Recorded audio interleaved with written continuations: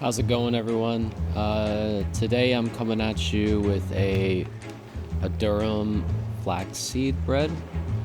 The benefit of this bread is it's super delicious, so pay attention, try to follow along, and we'll make this bread to the best of our ability. Okay, so I put durum wheat in the bowl and I put flaxseed meal in this bowl. And what I'm going to do is called a scald, which is I'm going to pour hot water, like 170-degree water, into this bowl with these flours and give it a mix and kind of let it sit until it comes back to room temperature. Now, the purpose of a scald is to soften up that flaxseed meal so it's suitable for a bread dough. And also that durum wheat, we want to kind of soften that as well. And some things you may notice when you do a scald on a bread dough is that the shelf life is extended. Also, the bread is more soft. It's more, you can squish it, basically.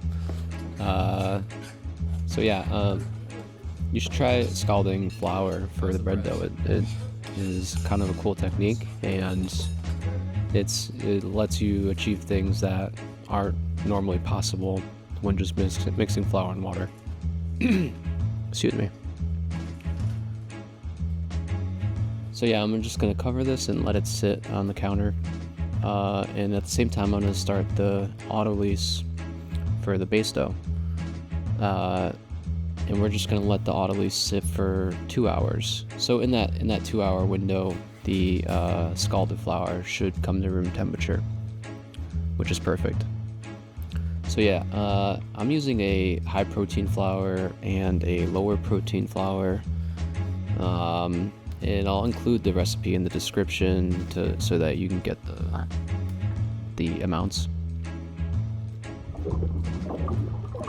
And for this step, I'm just adding the flour and the water together, and I opted to mix it just mechanically, I guess, with a spoon, because we just need to mix the flour and water together, and we don't need to go much past that.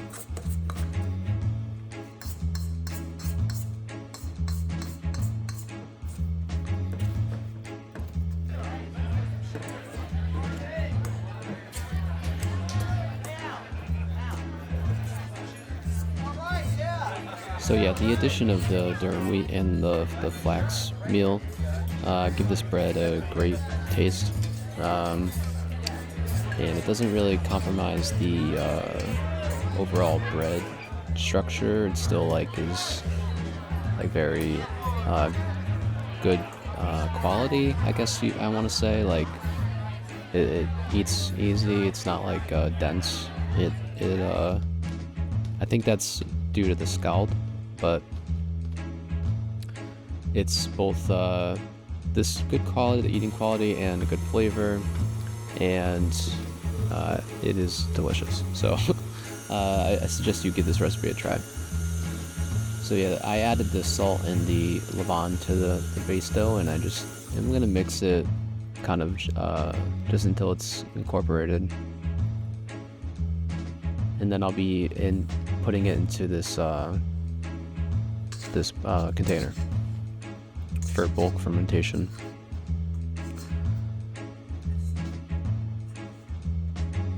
So what I'm gonna try to do here is I'm gonna take the scalded dough and treat it as an inclusion to this dough.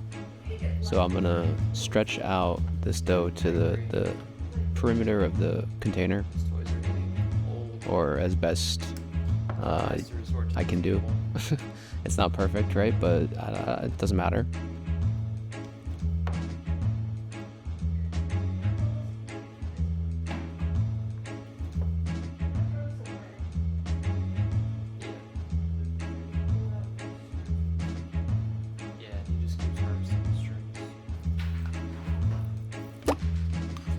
And that's the scalded flour. You kind of just want to push this around and kind of get it equally spread it out around the container.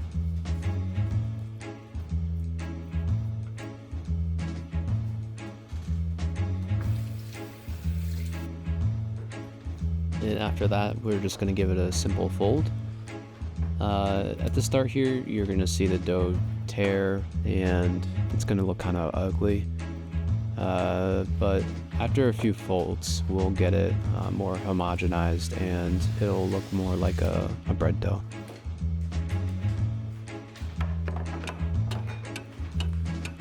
So during bulk fermentation, we're just going to fold the bread every 30 minutes. So this is the second fold, and it's still looking kind of lumpy and not well combined.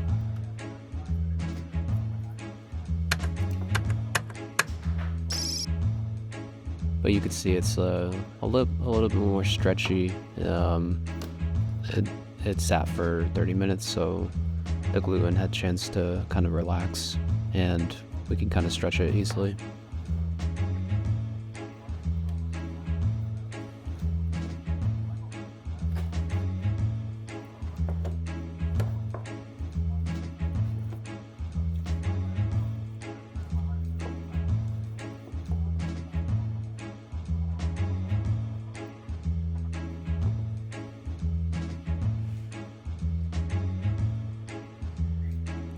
This is the third fold.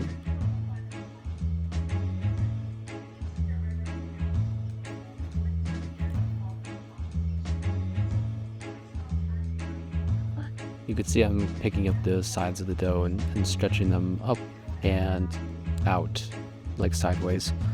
And that should help kind of mix the dough, make it stronger.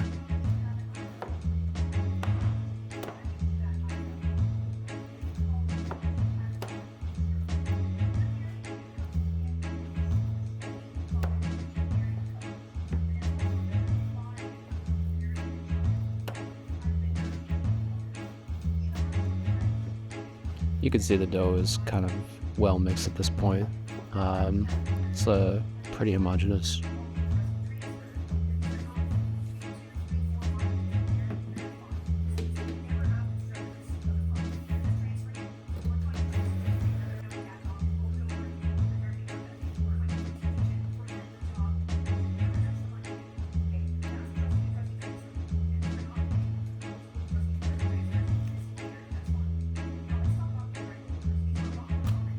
This is the fourth fold.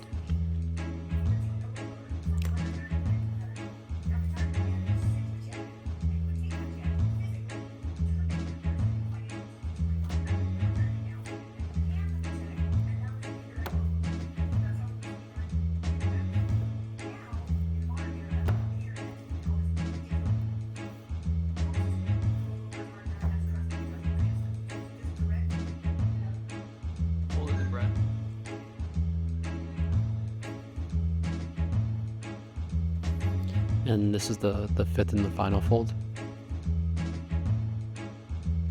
The dough is just puffed up, and you can see there's like air in it.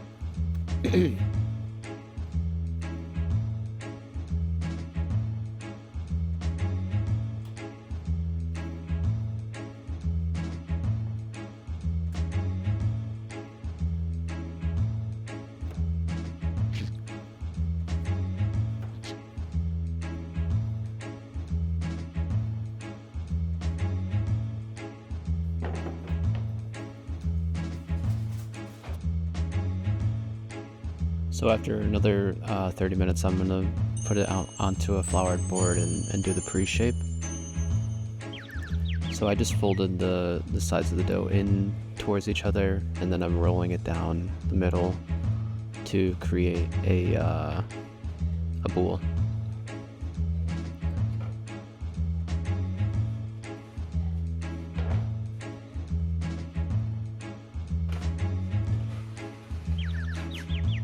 And then I'm gonna just tighten the dough, kind of try to keep the bend scraper at a 45-degree angle and go from the side and pull it towards you.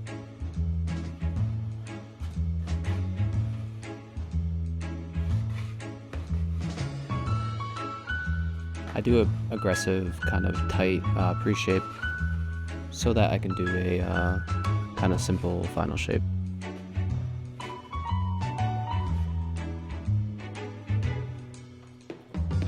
And I just cover the dough here and let it sit for 30 minutes. And what I'll do is I flour the top of the dough and the bread basket and fold it and put it into the bread basket.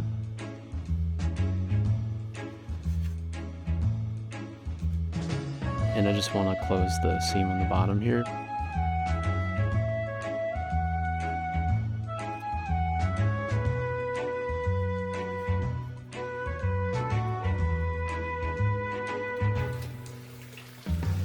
So yeah, we'll let this dough proof for another 3 hours.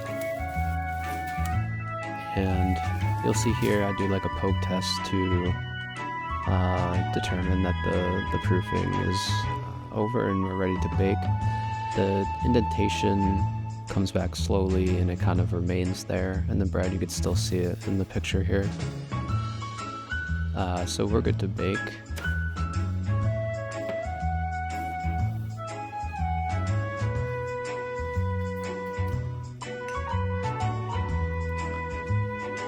So yeah, I'm just gonna score the bread here and then put it inside an oven. It's been at 480 degrees. Then I'll put it in within a Dutch oven. So movie magic here, we got the completed baked bread. And you'll see the bread is like kind of spread out and it's the crumb is a little compact, but it's truly a flavorful, beautiful dough. And I hope you give this recipe a try. Thanks.